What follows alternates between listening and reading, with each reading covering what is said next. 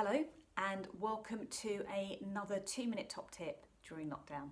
And in today's tip I want to give you what I like to think of as a bit of a preemptive strategy for helping you manage difficult situations and in fact avoid them during this time. So I'd like to look at extroversion and introversion. And the first part of this is understanding which one are you and which one are the people that you're living with, surrounded by. So whilst there are lots of ideas and actually misconceptions around what an extrovert and an introvert is, I find the most useful and quickest way of determining is to look at how extroverts and introverts get their energy. So extroverts typically get their energy from being around people, from seeking others out, whether that's on the phone, on video, in different times, actually going out and being around people. Introverts get their energy and recharge by being on their own. Now that doesn't mean they don't like being around people, that's a real misconception. But if you think about those times when your energy's depleted, perhaps when you're stressed, when you feel like you've had a lot on, what do you typically do? Extroverts typically go out, introverts typically withdraw, because that's how we recharge in those different types. Interestingly, extroversion and introversion is one of the, if not the, most agreed aspect of personality theory by those theorists. How you can use this in the current time is one, know which one you are.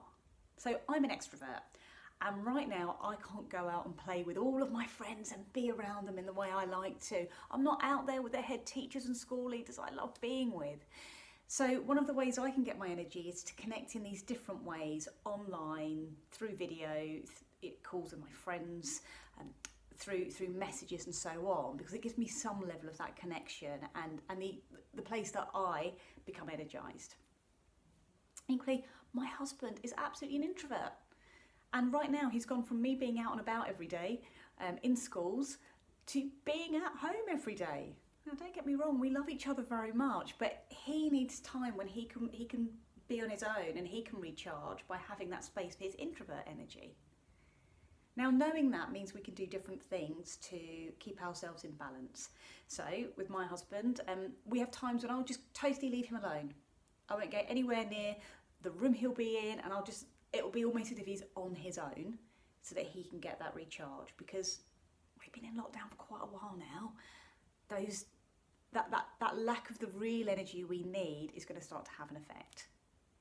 So whether you're on your own right now or you're with others, think about who you are, what brings you energy, what brings others energy, and how you can just make some little adjustments that can hopefully keep you all in a better headspace and head off any of those tensions and difficult conversations that, let's face it, we don't need them at the best of times, but we need them even less now.